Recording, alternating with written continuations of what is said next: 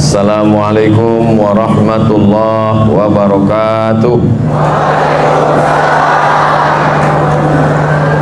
Alhamdulillah, Allahumma salli ala Sayyidina Muhammad wa ala ali Sayyidina Muhammad. Yang saya hormati, yang amat berhormat, adun-adun, datuk-datuk, datin-datin, encik-encik, puan-puan, tuan-tuan, jemputan Maulidur Rasul sallallahu alaihi wasallam, hadirin hadirat, semua yang berhadir ini insyaallah mendapatkan syafaat Nabi Muhammad sallallahu alaihi wasallam. Man shalla alayya salatan, siapa yang berselawat satu kali, sallallahu alaihi biha asyra, Allah balas 10 kebaikan. Wa huttat anhu asyara sayyi'at, Allah hapuskan 10 dosa kesalahan. Wa rufi'at lahu asyara darajat, Allah naikkan 10 darjah tingkatan kemuliaan. Innallaha wa malaikatahu yusalluna 'alan nabi, Allah berselawat, malaikat berselawat. Ya ayyuhalladzina amanu, hai orang yang beriman, sallu alaihi, maka berselawatlah kamu. Selawat Allah maknanya Allah memberikan ridha dan rahmat. Selawat malaikat maknanya malaikat memintakan ridha dan rahmat kepada Allah untuk Sayyidina Muhammad sallallahu alaihi wasallam. Selawat kita, maka sahabat bertanya, selawat Allah kami dah tahu, selawat malaikat kami pun tahu, bagaimana dengan selawat kami ya Rasulullah? Maka Nabi mengatakan, ucapkanlah Allahumma salli ala Sayyidina Muhammad wa ala ali Sayyidina Muhammad. Maka inna salatakum ma'rudatun alayya, salawat kamu itu dibawa ke makamku di kota Al-Madinah Al-Munawwarah. Lalu kemudian sahabat bertanya, kaifa salatuna ma'rudatun alayka wa qad arimta, bagaimana salawat kami dibawa kepada engkau padahal engkau sudah mati, sudah menyatu dengan tanah? Maka Nabi menjawab, innallaha harramal arda ajsadal anbiya, Allah mengharamkan tanah memakan jasad nabi-nabi. Maka Nabi Muhammad sallallahu alaihi wasallam tidak dimakan cacing tanah. Begitu juga dengan penghafaz Quran, begitu juga dengan para mursyid, para alim, para ulama. Terbukti dengan digalinya beberapa kubur dan orang yang mati syahid ketika peristiwa banjir di pemakaman Bukit Uhud. Lalu kemudian nampaklah pada masa Khalifah Umar bin Khattab, nampaklah ujung kaki daripada Sayyidina Hamzah yang meninggal syahid pada perang Uhud. Agar supaya tidak timbul fitnah, maka ditimbunlah lagi dengan tanah, padahal dia sudah meninggal pada zaman Nabi. Nabi menjadi wafat diteruskan oleh Abu Bakar Siddiq 2 tahun. Selepas 2 tahun Abu Bakar, naik Sayyidina Umar. Maknanya sudah bertahun-tahun, tapi bekas darahnya masih mengalir dan kulitnya masih ada, dagingnya pun masih sempurna. Maka Allah ingin menunjukkan bukan hanya orang yang mati syahid, apalagi Nabi Muhammad sallallahu alaihi wasallam, untuk menambah bagi yang beriman bertambah imannya, bagi yang ingkar terbuka pintu hidayah. Begitulah Allah memuliakan Nabi Muhammad. Maka pagi ini kita berkumpul supaya kita pun mendapatkan kemuliaan yang diberikan Allah kepada Nabi Muhammad sallallahu alaihi wasallam. Semua yang berhadir ini, yang mentajab program Maulidur Rasul sallallahu alaihi wasallam, yang bersusah payah bertungkus lumus, mudah-mudahan Allah memberikan berkah panjang umur, murah rezeki, istiqamah iman dan Islam. Amin ya rabbal alamin. Kita pula yang berhadir pada hari ini, kita ingin tunjukkan bahwa beginilah orang Beaufort beriman kepada Allah walaupun tak nampak, tak berjumpa dengan Rasulullah sallallahu alaihi wasallam. Kata Nabi, ada satu telaga, nanti di telaga itu ada orang minum, dan bila dia sudah minum, la yazma'u fiha abada, dia tidak akan haus untuk selamanya. Kata sahabat, kamikah yang minum di sana ya Rasulullah? Antum ashabi, kamu adalah sahabat-sahabat saya, kata Nabi. Yang minum di sana nanti adalah ikhwani. Kata sahabat, siapa ikhwani itu? Amanu bi walam yarawni, mereka beriman kepadaku, padahal mereka tidak pernah berjumpa dengan aku, tak pernah melihat aku, tak pernah perang bersama saya, tapi mereka percaya. Mudah-mudahan kita termasuk ikhwani itu insyaallah. Ketika di padang mahsyar panas terik, tak boleh ada yang minum, tidak boleh ada yang dapatkan nikmat, tapi yang mendapat nikmat adalah umat Nabi Muhammad sallallahu alaihi wasallam. Tadi saya tengok pandang ke belakang, peringkat daerah Beaufort, Kamis 8 pagi, pengarangan dataran Bagandang Beaufort Sabah Malaysia bersama Ustaz Abdul Somad. Saya nak tengok tajuk, rupanya tak ada tajuk. Maka tajuk kita adalah, sebab ini tazkirah di masjid saya biasa, tazkirah di padang biasa, tapi tazkirah di apa ni? Tazkirah di tempat berniaga, ini luar biasa. Ini hanya di Beaufort. Dulu nabi-nabi itu hanya berzikir saja, mengingat Allah, mengingat Tuhan. Kalau kita pernah mendengar riwayat bahwa Abu Talib membawa Nabi Muhammad SAW berniaga ke negeri Syam, tapi sebelum sampai ke negeri Syam, dia bernaung sebab panas terik, berhenti sejenak di tempat ibadah. Manusia yang beribadah di dalam itu namanya Bahira. Lalu Nabi SAW dengan Abu Talib berlindung dari panas terik matahari.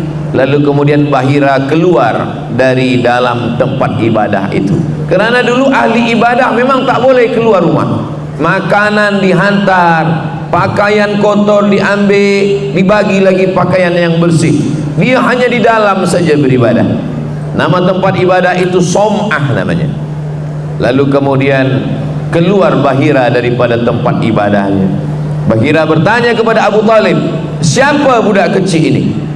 Kata Abu Talib, ibni, ini anak saya.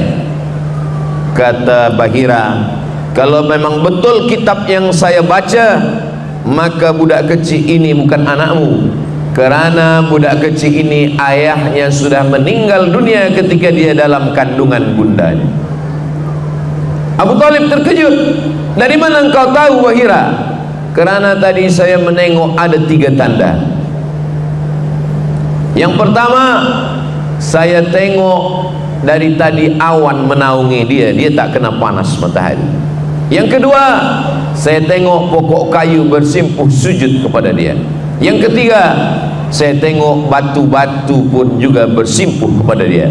Menurut kitab suci yang saya baca, kalau ada manusia dengan 3 tanda, dia dinaungi awan, dia bersimpuh sujud batu dan kayu, maka dia adalah Nabi akhir zaman yang lahir sebagai yatim, ayah dia sudah meninggal dunia.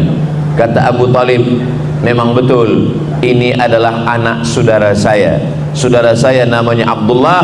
Abdullah sudah meninggal ketika anak saudara saya ini masih ada dalam kandungan. Apakah Abu Talib berbohong? Tidak.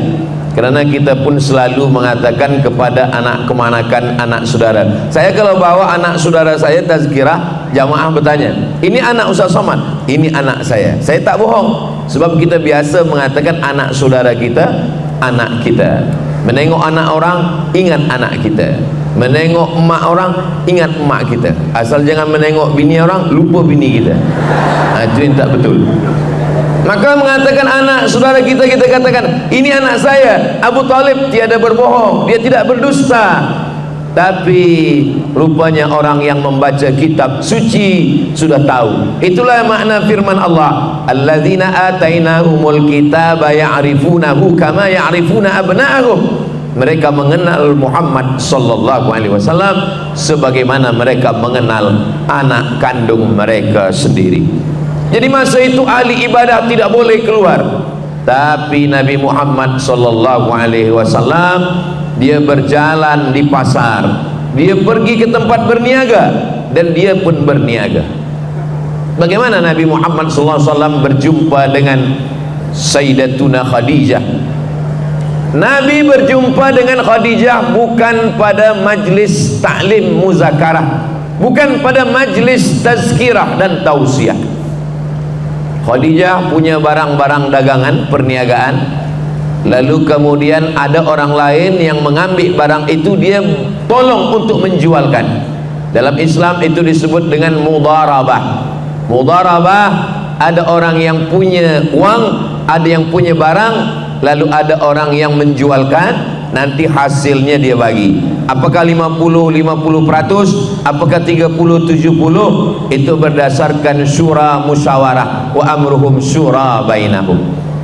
Setiap kali barang dagangan perniagaan ini dibawa oleh Nabi Muhammad SAW, ini barang-barang laku, tak seperti orang lain yang membawa.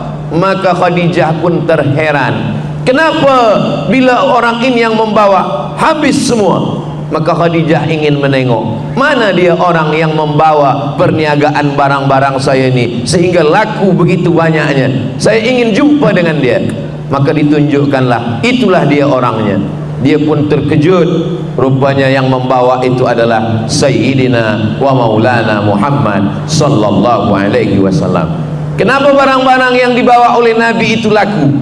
Kerana Nabi itu Sayyidul awwalina wal akhirin, Sayyidul kaunaini was saqalain. Belum lagi membeli barangnya, baru menengok orangnya, orang sudah suka, orang sudah jatuh hati.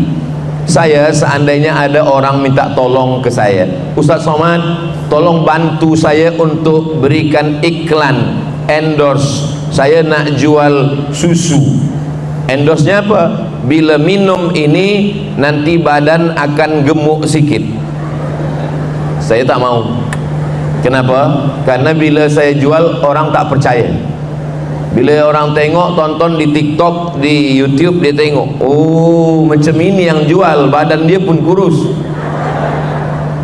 Jadi apa yang kita jual, kita mestilah menarik seperti Nabi Muhammad SAW, membuat orang terpukau. Maka bila ada kita mendengar hari ini lagu Qamarun, Qamarun, Qamarun, Qamarun sidnan Nabi, Qamarun. Qamarun artinya bulan. Bulan gelap gulita tapi dia terang benderang. Sekarang orang selalu menyanyikan, melantunkan syair Qamarun. Kalau zaman dulu bukan Qamarun, Tala'al Badru, Tala'al Badru alaina. Kalau bulannya masih 1-2 hari bulan, maka disebut dengan hilal. Hilal, bulan kecil saja. Tapi kalau bulan itu sudah sempurna 15 hari bulan, dia adalah Badar. Nah, jadi Badar ini pun sudah menjadi nama orang-orang Melayu. Ingin seperti Nabi, dikasih nama anak Badarudin, Badariah. Nah, mohon maaf kalau kebetulan namanya saya sebut. Nama adalah doa. Sebab dengan doa nama yang baik-baik itu, maka diharapkan dia seperti Nabi Muhammad SAW. Ada guna nama hilal, ada nama guna Badar, ada nama guna Qamar. Ada nama hilal, ada Badar, ada Qamar. Ketiga-tiganya adalah sifat daripada Nabi Muhammad sallallahu alaihi wasallam. Jadi Nabi sallallahu alaihi wasallam berniaga. Bagaimana Nabi berjumpa dengan Khadijah? Dalam perniagaan. Nabi sallallahu alaihi wasallam punya ayah. Nama ayahnya Abdullah. Abdullah meninggal ketika Nabi 2 bulan dalam kandungan Aminah. Dan ketika itu perjalanan Abdullah adalah juga perjalanan perniagaan. Dia pergi dari kota Makkah, lalu kemudian dia ke kota Yasrib. Namanya belum berubah, namanya waktu itu masih lagi Yasrib. Itulah sekarang kota Al-Madinah Al-Munawwarah. Dalam perdagangan itu, perniagaan itu, dia meninggal dunia. Ayahnya seorang peniaga, istrinya seorang peniaga, dia juga seorang perniaga. Muhammad, anak Abdullah, anak Abdul Muttalib, anak Hashim, anak Abdi Manaf, anak Qusay. Qusay datuk dia yang kelima. Abdullah, Abdul Muttalib, Hashim, Abdi Manaf, Qusay. Qusay juga seorang peniaga. Jadi yang membina rumah besar di kota Makkah Al-Mukarramah, nama rumah itu Darun Nadwah. Dar artinya rumah, Nadwah, tempat berkumpul. Darun Nadwah, rumah paling besar tempat berkumpul, itu dibina oleh datuk Nabi yang kelima, Abdullah, Abdul Muttalib, Hashim, Abdi Manaf, Qusay. Qusay juga seorang peniaga. Qusay peniaga, Abdullah peniaga, Khadijah peniaga, Nabi Muhammad SAW peniaga. Ketika turun ayat yang mengharamkan riba, riba yang pertama diharamkan adalah riba Abbas. Abbas pakcik Nabi juga peniaga. Jadi kalau kita hitung kira dari keliling keluarga Nabi SAW, Abdullah peniaga, Abdul Muttalib yang memberikan air minum. Semua jamaah haji yang datang disediakan air minum, dan dialah yang memegang kunci Ka'bah. Abdul Muttalib juga peniaga. Abdullah peniaga, Abdul Muttalib peniaga, Qusay peniaga, Khadijah peniaga, Abbas peniaga, Muhammad sallallahu alaihi wasallam peniaga. Jadi kalau ada di antara kita yang berniaga, maka dia sudah melaksanakan sunnah Nabi Muhammad sallallahu alaihi wasallam. Jadi yang di hadapan saya ini, encik puan tuan semua yang berniaga, mungkin sebab maulid ini tutup tempat niaga, atau memang buka selepas tazkirah Maulidur Rasul sallallahu alaihi wasallam, maka berniaga ini juga adalah bagian dari sunnah. Kalau kita baca sejarah Islam, bagaimana dulu para ulama dari Jazirah Arab datang ke bumi Melayu, maka mereka juga melalui perniagaan. Mereka datang membawa barang-barang, lalu kemudian mereka membawa rempah-rempah kembali lagi ke Jazirah Arab, bertemunya itu dalam perniagaan. Umat Islam tidak boleh meninggalkan perniagaan. Sekarang banyak orang ketika dia sudah bertaubat, selepas dia berhijrah, selepas dia mengaji, lalu dia tinggalkan perniagaan. Dia sibuk berzikir, membaca Yasin, membaca Quran, berzikir, tahlil, lalu meninggalkan perniagaan. Selepas itu perniagaan diambil oleh orang lain. Maka dalam Islam diajarkan at-tajir peniaga, as-sadiq yang jujur, al-amin amanah. Peniaga yang jujur, yang amanah, dia bersama dengan empat. Kalau dia mati, ma'an nabiyyin, bersama nabi-nabi, was-siddiqin, bersama orang yang benar, was-syuhada, bersama orang mati syahid, was-salihin, bersama orang-orang yang saleh. Maka Nabi SAW kata orang Yahudi, dulu nabi-nabi kami hanya berzikir saja, dulu nabi-nabi kami tak pernah ke pasar, tapi kenapa nabi ini berniaga? Dia memang nabi yang berbeza. Dia panglima perang, perang Badar, perang Uhud, perang Khandaq, perang Fatu Makkah, tapi dia juga seorang peniaga. Nabi SAW datang ke pasar.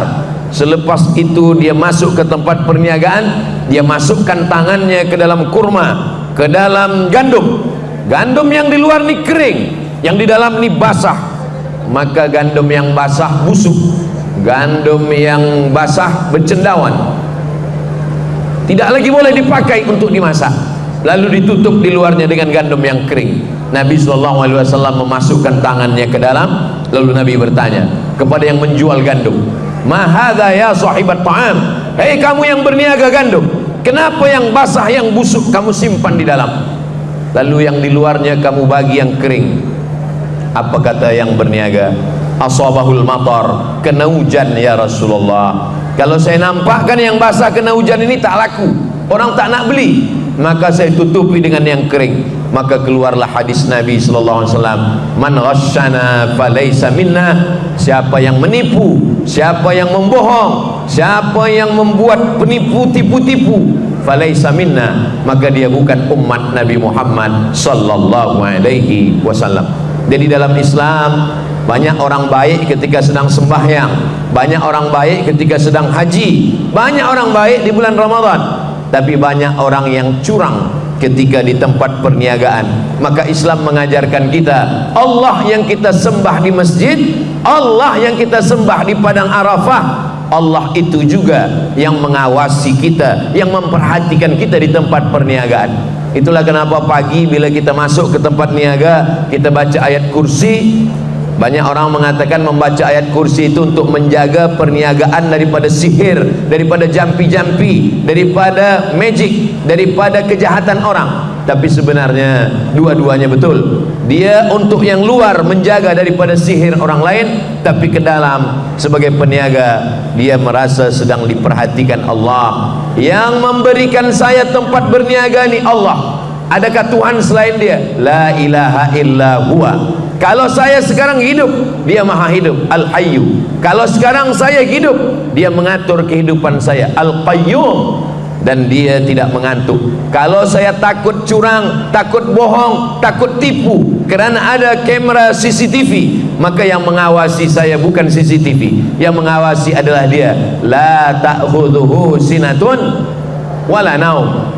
Kalau sekarang saya kaya raya, saya punya tempat bisnis, maka dia maha kaya. Lahu ma fis samawati wa ma fil ard. Kalau sekarang saya boleh ditolong oleh orang lain, nanti tidak ada yang boleh menolong saya. Man dzalladzi yashfa'u indahu illa biiznih. Kalau sekarang saya tipu, saya buat bohong, saya buat dusta, orang tak tahu, saya bungkus, saya timbang, selepas itu mereka bawa pulang ke rumah, selepas itu dia tidak mau komplain sebab jauh, sebab dia tidak ingin bertengkar berkelahi, maka sesungguhnya ya'lamu ma baina aydihim wa ma khalfahum. Allah tahu apa yang berbisik dalam hati, Allah tahu apa yang terlintas dalam fikiran. Ya'lamu ma baina aydihim wa ma khalfahum wa la yuhituna bi syai'in min ilmihi illa bima syaa' wasi'a kursiyyuhu as-samawati wal ard wa la ya'uduhu hifdzuhuma wa huwal 'aliyyul 'azim. Ini baik dibaca pagi di tempat kita awal berniaga, supaya dijaga Allah daripada sihir,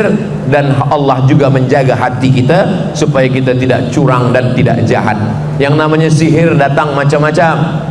Orang jahat, dia ambil tanah kuburan, dia ambil air memandikan jenazah, dia siramkan ke tempat kita berniaga. Maka bila orang lalu, orang tidak nampak tempat niaga kita. Orang lalu mestinya dia membeli barang perniagaan kita, tapi bila dia lalu tempat kita, dia bukannya nak singgah membeli, dia bacakan assalamualaikum ya ahlal kubur. Kenapa? Karena yang dalam pandangan dia, kenapa mata dia boleh menengok tempat niaga kita macam menengok kuburan? Sebab ini kerja-kerja setan. Saharu a'yunan nas, setan menyihir mata manusia. Itulah kenapa tukang-tukang sihir Fir'aun, manakala dia jatuhkan tongkatnya, maka semua manusia menengok tongkat itu seperti ular. Sebenarnya dia hanyalah tongkat yang jatuh ke tanah. Saharu a'yunan nas, dia menyihir manusia. Maka mata kita pun boleh tersihir. Tadi saya lalu di kedai awak berniaga, nampak saya tutup, padahal sebenarnya terbuka. Itulah mengapa pagi kita membaca yang seelok-eloknya sempurna, membaca Al-Fatihah 1 kali, Qul huwallah 3 kali, Al-Falaq sekali, An-Nas sekali, dan ayat kursi sekali. Ditutup dengan salawat, Allahumma salli ala Sayyidina Muhammad wa ala ali Sayyidina Muhammad. Kenapa membaca Al-Fatihah? Al-Fatihah maknanya terbuka. Terbuka rezeki yang tertutup, terbuka sihir yang menutup, terbuka segala yang terkunci. Rezeki yang tertutup dibuka dengan Al-Fatihah. Jodoh yang tertutup dibuka dengan Al-Fatihah. Yang sudah terbuka jangan dibuka sekali lagi. Jangan pula nanti diamalkan.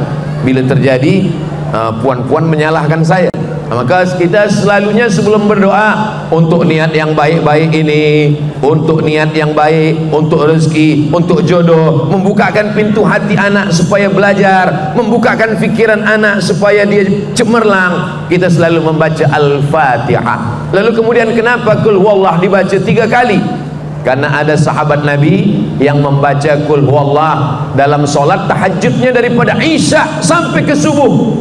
Ayat tidak ganti, dia baca Qul huwallah terus. Kata Nabi SAW, innaha la ta'dilu thuluthal Qur'an. Qul huwallah itu sama dengan 1/3 Al-Quran. Itulah kenapa kita baca 3 kali, sebab 1 Qul huwallah 1/3, 1/3 sama seperti orang yang mengkhatamkan Al-Quran. Selepas itu kita baca Al-Falaq dengan An-Nas. Kenapa baca Al-Falaq satu package dengan An-Nas? Kerana Al-Falaq dan An-Nas itu 11 ayat. Rambut Nabi diambil tukang sihir Yahudi, lalu mereka simpulkan dalam 11 simpul tali. Lalu kemudian Nabi kena sihir, datang malaikat Jibril menyampaikan, ya Muhammad, orang Yahudi namanya Labid, Labid sedang menyihir Nabi. Orang-orang Yahudi sampai sekarang terkenal sebagai tukang sihir. Ada salah seorang sarjana pergi ke Israel, meneliti di kampung itu kampung tukang sihir semua. Dan ada satu sekte daripada Yahudi ini, memang dia banyak menggunakan sihir, namanya sekte Kabbala. Sekte Kabbala ini besar di Eropa dan Amerika. Banyak artis-artis yang suka kepada penyembahan setan ikut pada sekte Kabbala, karena mereka ini mengabdikan dirinya mengikut kepada setan. Lambang simbol daripada setan ini adalah kepala kambing. Itu maka banyak orang takut makan kepala kambing. Tapi saya tak takut. Banyak orang takut makan kepala kambing, selepas dia makan kata dia diganggu setan. Itu bukan setan, itu kolesterol. Kita baca doa bismillahilladzi la yadurru ma'asmihi syai'un fil ardi wala fis sama. Saya baca nama Allah yang tidak ada satu pun yang boleh mengganggu, fil ardi, di bumi, wala fis sama, maupun di atas langit. Kita baca itu, kita serahkan pada Allah. Bismillah tawakkaltu 'ala Allah, la haula wala quwata illa billah. Kenapa 11 ayat? Karena ada 11 simpul tali. Mereka biasanya menghembus simpul tali, diambil, dicuri rambut. Itu maka perempuan biasa kalau dia gunting rambut, rambutnya disimpan. Kalau rambutnya gugur masa dia sedang uzur, rambutnya disimpan di bawah mandi, selepas itu ditanamkan ke dalam tanah. Kenapa? Karena dia takut rambutnya diambil, disihir orang, diikatkan ke dalam simpulan tali. Rambut Nabi SAW dicuri orang Yahudi, diikat dalam 11 simpul tali.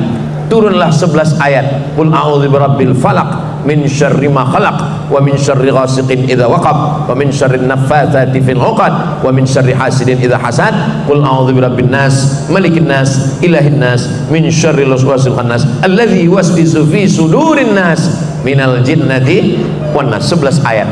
Lalu kemudian setelah itu membaca ayat kursi, ditutup dengan solawat. Karena segala amal-amal kita tidak diterima Allah kalau tidak dengan solawat. Khutbah Jumat tidak sah kalau tidak dengan solawat. Doa tidak sah kalau tidak dengan solawat. Zikir tidak diterima kalau tidak dengan solawat. Dan sembahyang tidak sah menurut mazhab Syafi'i kalau tidak bersolawat. At-tahiyatul mubarakatus salawatut thayyibatulillah. Assalamu alayka ayyuhan nabiyyu wa rahmatullahi wa barakatuh. Wassalamu alayna wa ala ibadillahis salihin. Ashhadu an la ilaha illallah wa ashhadu anna Muhammadan Rasulullah. Maka ketika zikir ini dibaca pada saat pagi tempat berniaga, segala simpul-simpul sihir pun terbuka. Dibacakan di rumah, maka turunlah rahmat Allah Subhanahu wa taala. Begitu yang diajarkan oleh Sayyidina wa Maulana Muhammad sallallahu alaihi wasallam. Ada satu surah dalam Al-Qur'an bercerita tentang peniaga di zaman Nabi sallallahu alaihi wasallam. A'udzubillahi minasyaitonir rajim. Bismillahirrahmanirrahim.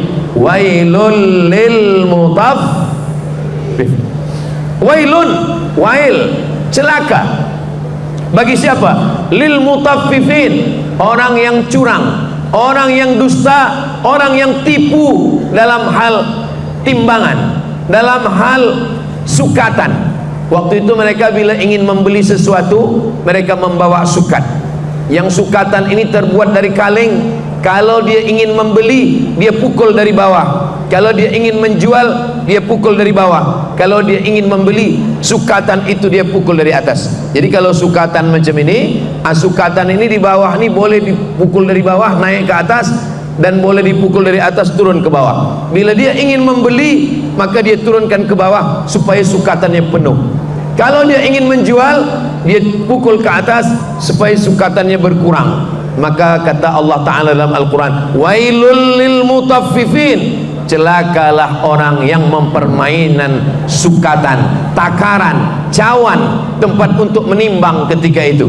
Kenapa? Idza talu 'alan nasi yastawfun, kalau mereka membeli mereka ingin penuh. Wa idza kaluhum aw wazanuhum yukhsirun, tapi kalau mereka menjual mereka buat kurang. Karena kalau yang dari bawah ini dipukul ke atas, maka berkurang sukatan timbangan. Tapi kalau dipukul ke bawah, maka dia menjadi penuh. Ketika dia mau membeli, dia bawa dari rumah. Guna sukatan saya. Tapi kalau dia menjual, dia pakai sukatan dia supaya berkurang timbangan. Begitulah mereka yang curang di hadapan Allah Subhanahu wa ta'ala. Sekarang ini alhamdulillah kita diawasi, ditengok, diperhatikan. Ada orang-orang yang bila berniaga, bila dia ingin membeli, bila dia ingin membeli beras, ingin membeli jagung, ingin membeli tepung, mata dia tajam menengok sukatan timbangan. Kalau menengok Quran tak nampak, tapi menengok sukatan tampak. Ini elok juga mata macam ini. Kenapa? Karena ini menjaga peniaga supaya dia takut curang dan dia pun tidak menzolimi orang. Apa pesan Nabi sallallahu alaihi wasallam?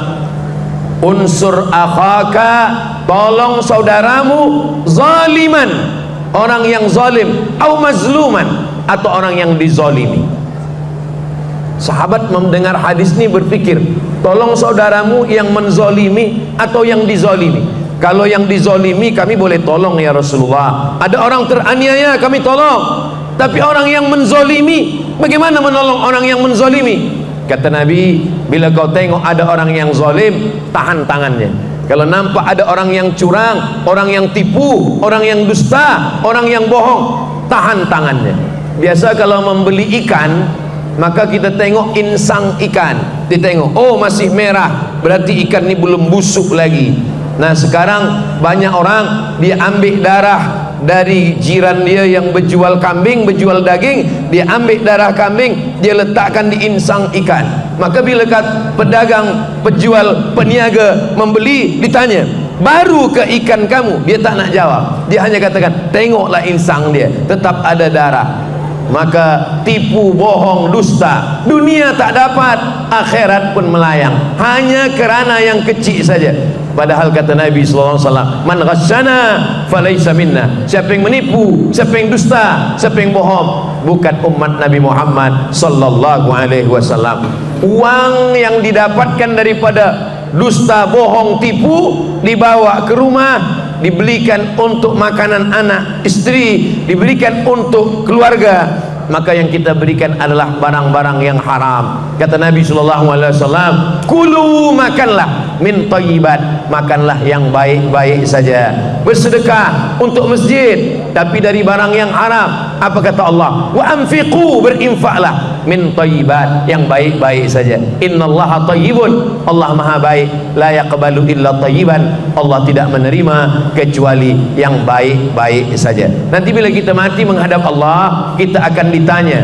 Encik, puan, tuan, hadirin hadirat semua hafaz ayatnya, la tus'alunna yauma idzin anin na'im. Kamu semua akan ditanya tentang nikmat Allah Subhanahu wa ta'ala. Kalau kerusi dah datang, itu maknanya saya dah tazkirah setengah jam. Kalau air datang, itu 15 minit. Kalau kerusi datang, 30 menit. Maknanya Ustaz Somad, kalau nak minum, minumlah. Kalau segan minum, tegak duduk. Itu maksud.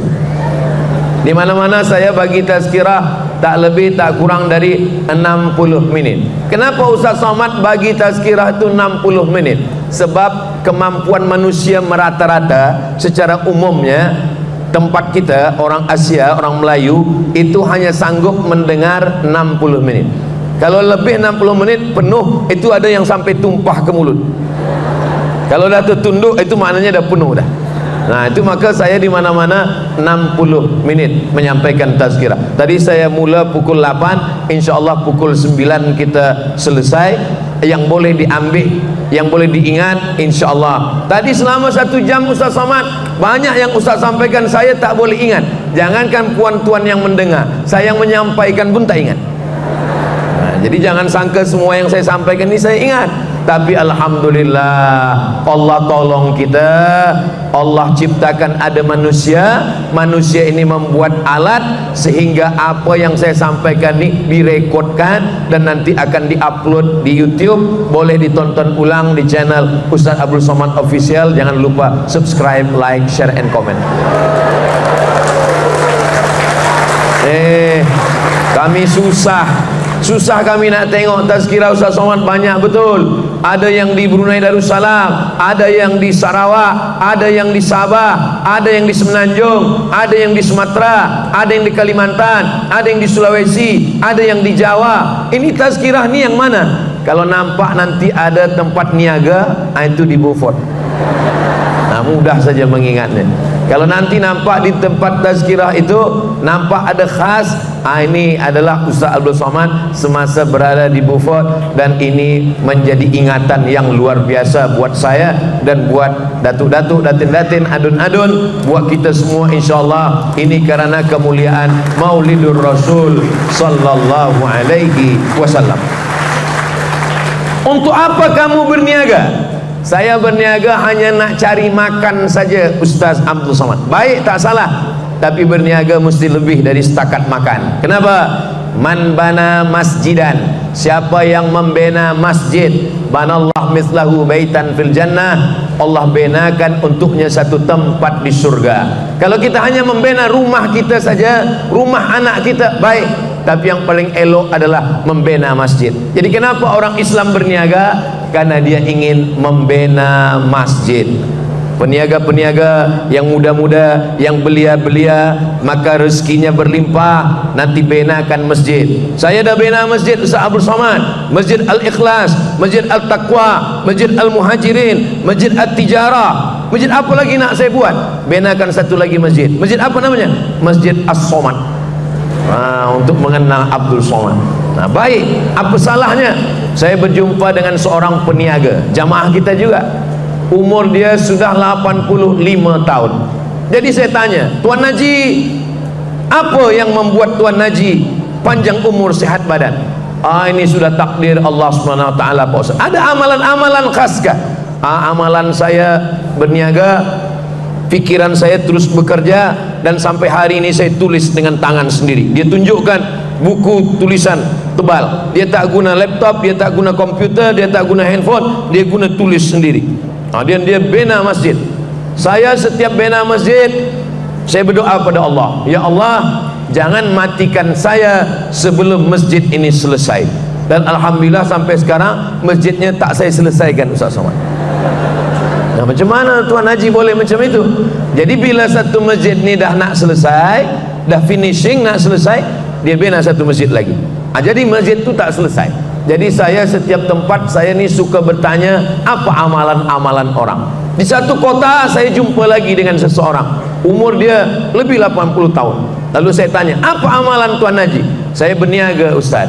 Berniaga itu kita tetap bersemangat. Apa yang kita nak buat esok, berapa untung berapa rugi, tapi yang dikejar bukan dunia. Tolong Ustaz Somad doakan saya, sebelum saya mati saya boleh membina 99 masjid. Rupanya dia dah bangun masjid 1, 2, 3. Jadi kalau ditanya, apa beza kita yang percaya kepada Allah dengan orang yang tak percaya kepada Allah, tak percaya dengan akhirat? Dia berniaga, kita berniaga. Bezanya dia berniaga untuk dunia, sedangkan kita orang Islam berniaga kita, Rabbana atina fid dunya hasanah wa fil akhirati hasanah wa qina adzabannar. Itulah perbezaan kita, walaupun nampak zahirnya sama. Setengah orang mengatakan, apa yang awak cari lagi? Sudah ada anak, sudah ada istri, sudah ada rumah, sudah ada kereta. Janganlah tamak, janganlah kita ini terlalu mengejar dunia. Sebenarnya yang kita kejar bukan dunia. Kita nak bagi tolong anak yatim, kita nak tolong fakir miskin. Kata Nabi, ana wa kafilul yatim, saya dan orang yang menolong anak yatim, kahataini fil jannah, macam ini nanti di surga. Wa asyara bi isba'ihi, Nabi menunjukkan dua jarinya, as-sababah telunjuk, wal wusta jari tengah, wa farraja bainahuma, Nabi jarangkan antara keduanya. Beginilah aku dengan orang yang menolong anak yatim, dekatnya di surga. Siapa yang boleh menolong anak yatim? Peniaga-peniaga yang banyak rezeki, menolong anak yatim, menolong janda-janda yang tua saja. Ini perlu saya jelaskan, kalau tidak nanti jamaah, puan-puan jangan khawatir, saya dah sampaikan yang terbaik semuanya. Maknanya apa? Bahwa Nabi Muhammad SAW berniaga. Ada satu surat bercerita tentang perniagaan orang Quraisy. A'udzubillahi minasyaitonirrajim. Bismillahirrahmanirrahim. Li'ilafi Quraisy. Perjalanan orang Quraisy. Ilafihim rihlatash syita was-shaib. Syita musim sejuk, shaib musim panas. Sebab di Arab ada 4 musim: musim sejuk syita, musim panas saif, musim bunga rabi, maka ada rabiul awal, ada rabiul akhir, musim gugur kharif. Kalau sudah musim gugur, semua daun-daun pokok kayu gugur semua. Kalau sudah musim bunga rabi, bunga-bunga tumbuh, bunga-bunga tumbuh. Maka bila saya belajar di Kaherah dulu, ditanya dengan orang Mesir, kami di Arab ni ada 4 musim, kata dia. Musim syita, musim saif, musim rabi, musim kharif. Kamu di tempat kamu berapa musim? Kata saya, tempat saya banyak musim. Ada musim durian, ada musim rambutan, ada musim bertanam padi, musim panas, musim jerebu, ada banyak-banyak musim. Ada musim angin topan puting beliung, macam-macam musim. Nah, bila musim rihlatas syita, musim sejuk, mereka pergi ke bawah. Bila kita tengok map Google Map, nanti boleh buka, tengok di map, ini Makkah, di atas Makkah ni Madinah, di atas Madinah ni Syam. Syam itu sekarang sudah menjadi 4 negara: Jordan, Suriah, Dimash, Lebanon, Lebanon, dan Palestin. Mudah-mudahan Allah menolong saudara kita di Palestin.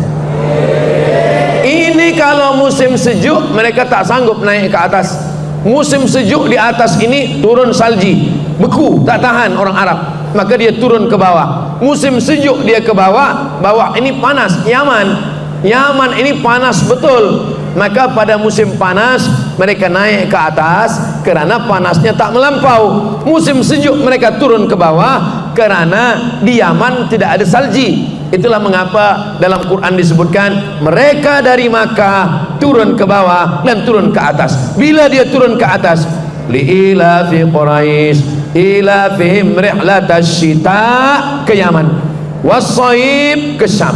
6 bulan ke Yaman, 6 bulan ke Syam. Nanti bila musim haji, dia berkumpul di Makkah Al-Mukarramah, berkumpul, berniaga. Maka musim haji mereka membawa dagangan. Orang yang dari Yaman membawa perniagaan, orang yang dari Syam membawa perniagaan, berkumpul di Makkah Al-Mukarramah. Maka Makkah adalah tempat perniagaan yang paling besar di dunia. Ketika Islam datang, mereka takut berniaga. Labbaik Allahumma labbaik, labbaik la syarika laka labbaik, innal hamda wan ni'mata laka wal mulk la syarika lak. Takut nak bawa perniagaan.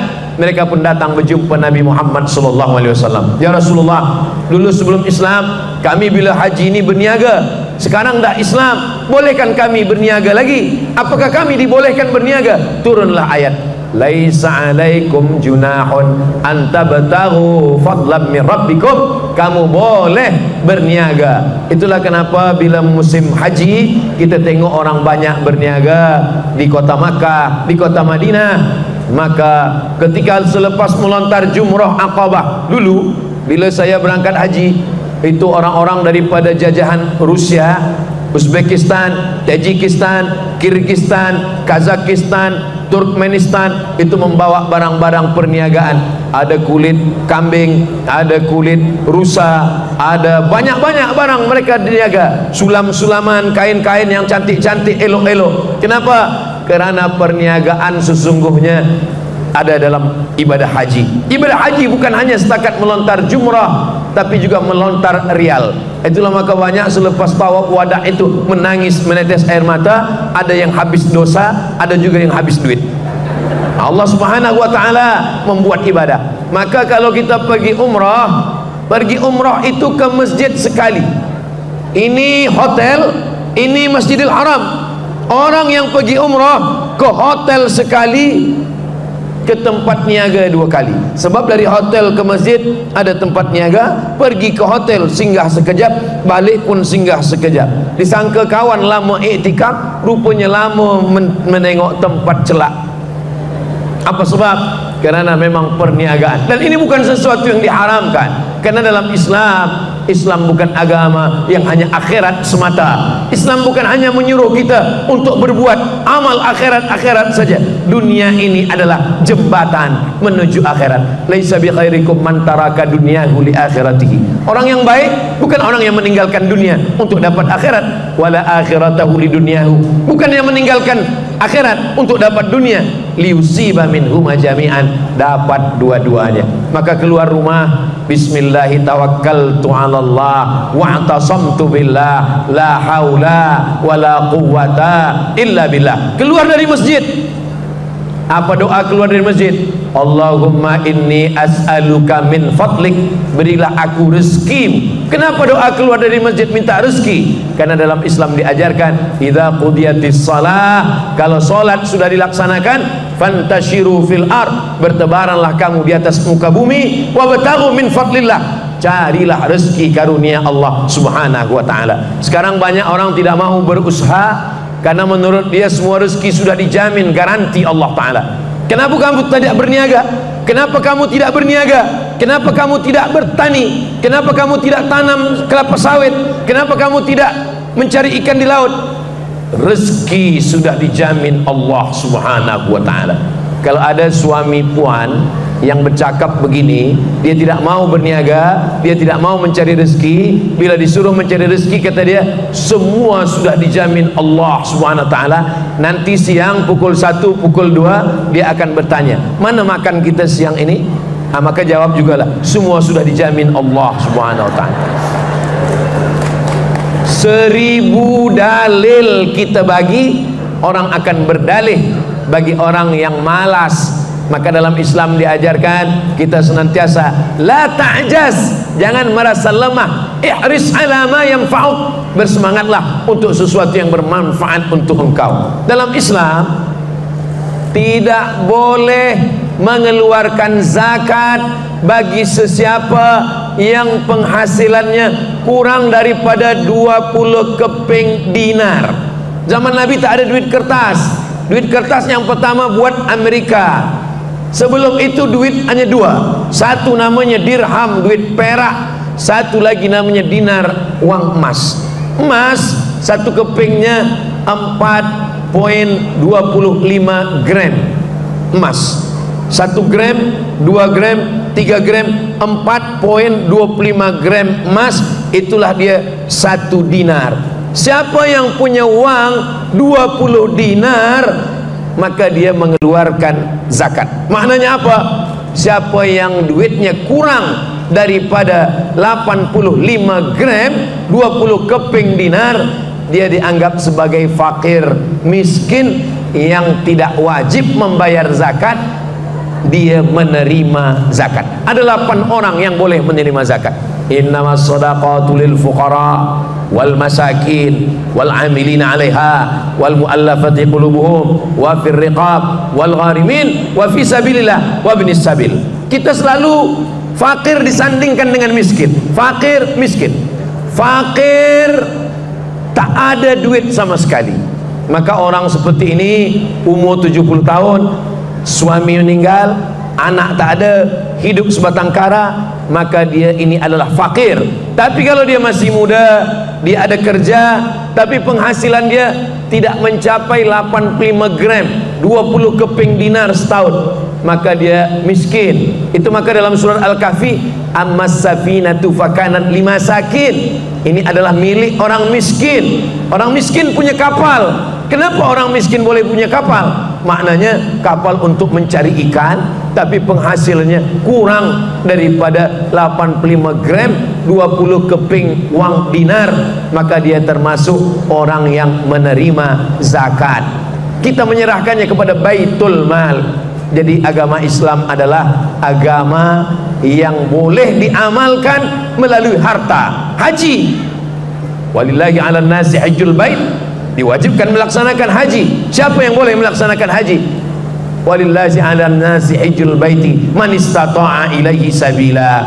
Membayar tiket pesawatnya, hotelnya, makannya. Apalagi sekarang saya dengar untuk Malaysia, bila dia bayar sekarang, dia register 2024, mungkin 20-30 tahun lagi baru dia pergi. Kalau di tempat saya di Riau, register 2024, 30 tahun baru berangkat. 34, 44, 54. Jadi kalau saya sekarang register 2024, maknanya sekarang umur 27. Umur berapa kita baru sampai ke Tanah Suci Makkah. Jadi semakin banyak uang yang kita miliki dengan perniagaan yang halal, maka itu semakin dekat ke Baitullah. Jadi kalau ada orang yang berpahaman dunia jangan dikejar, dunia jangan dicari, maka ini bukan pahaman Islam. Ini nanti akan diambil oleh orang lain. Kalau dunia ini tak kita genggam, bisnisnya tak kita ambil, perniagaan ditinggalkan orang Islam, maka akan diambil orang lain. Islam bukanlah agama orang miskin, orang susah, orang meninggalkan dunia. Rezeki kita sudah dijamin Allah, jangan cari lagi rezeki. Ini menyesatkan. Jodoh tak akan kemana. Memang betul kalau jodoh tak akan kemana, tapi saingan di mana-mana. Maka mesti ada juga ikhtiar dari kita. Ini kerusi memang sudah ditakdirkan untuk saya, tapi kalau saya tak berusaha untuk mengambilnya duduk, maka sampai kiamat saya tak akan duduk. Ini air minum memang sudah ditakdirkan Allah untuk saya, tapi kalau saya hanya menengok saja, tak akan mungkin air ini melompat masuk ke mulut saya. Maka saya mesti gunakan tangan saya untuk mengambil, dekatkan ke mulut saya, walaupun tak jadi saya minum. Karena kalau saya minum tegak, nanti orang akan komen di YouTube, Ustaz Somad minum tegak. Apa maknanya? Bahwa umat Islam diberi Allah Subhanahu wa taala qudrat dan iradat. Iradat ada kemauan, saya mau duduk, saya mau minum. Iradat ada kemauan, qudrat ada kemampuan. Ada orang yang mau tapi tidak mampu, ada orang yang mampu tapi tidak mau. Maka dua-dua mesti ada dalam diri kita. Diri kita ada iradat keinginan, ingin bina masjid, ingin tolong anak yatim, ingin anak sekolah BA, Master, PhD, ingin punya tempat niaga 1, 2, 3, ingin kereta, ingin semua dengan cara yang halal, dengan cara yang baik.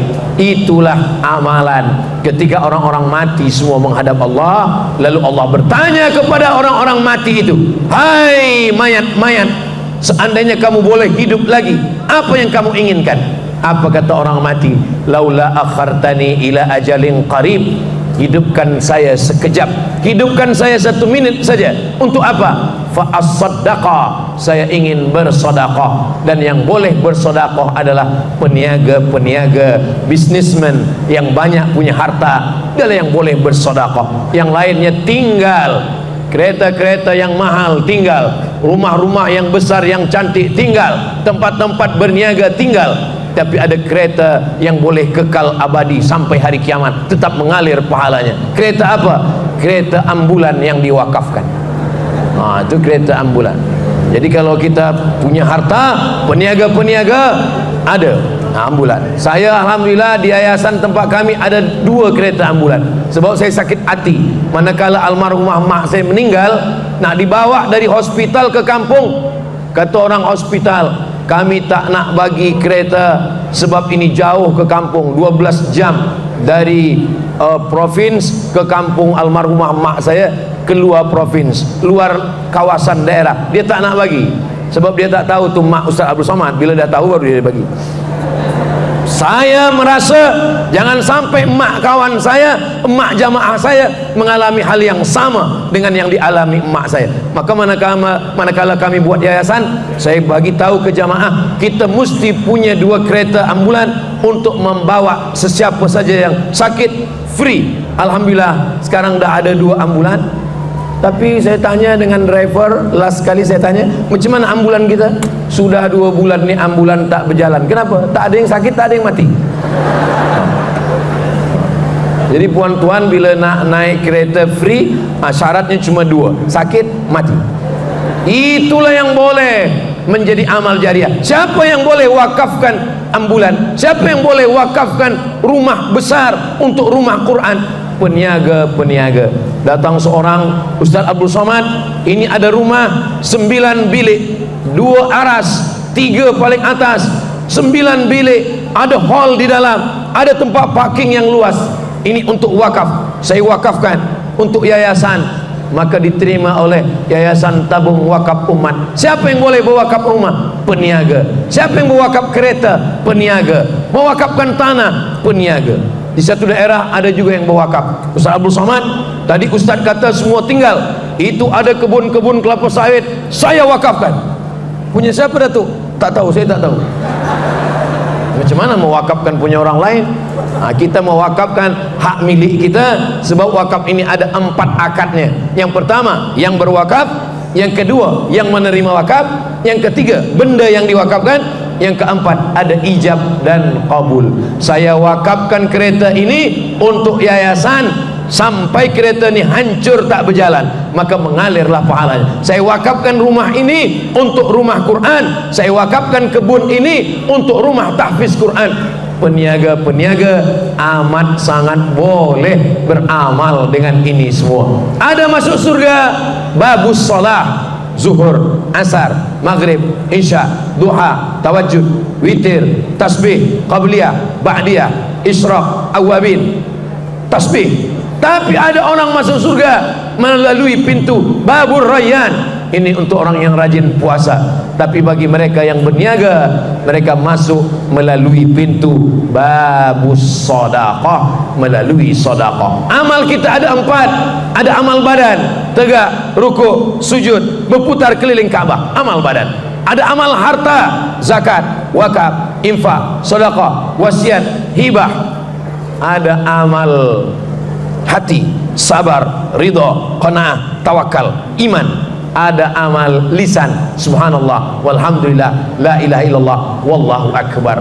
Mudah-mudahan para peniaga-peniaga yang ingin berniaga, ada niat berniaga dengan tazkirah Maulidur Rasul. Tajuk kita adalah Nabi Muhammad sallallahu alaihi wasallam sebagai seorang peniaga, dan Islam adalah agama yang menggalakkan, menganjurkan, mengajak umat untuk berniaga dengan jujur dan baik.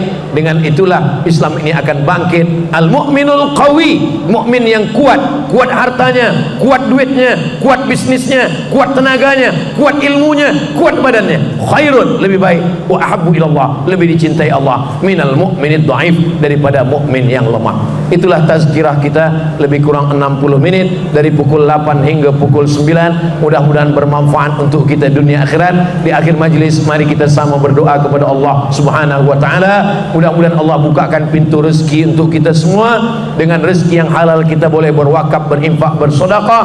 Kita punya keluarga sakinah, mawaddah, warahmah. Anak-anak kita soleh dan solehah, penghafaz Quran, muhajahid fi sabilillah. Bagi para penuntut ilmu dibukakan pintu hatinya untuk menghafaz Al-Quran, mengamalkan isi Al-Quran. Ala hadhihi niyah. Al-Fatihah. A'udzu billahi minasy syaithanir rajim. Bismillahirrahmanirrahim. Alhamdulillahi rabbil alamin, arrahmanir rahim, maliki yaumiddin. Iyyaka na'budu wa iyyaka nasta'in. Ihdinas siratal mustaqim, siratal ladzina an'amta 'alaihim, ghairil maghdubi 'alaihim waladdallin. Amin.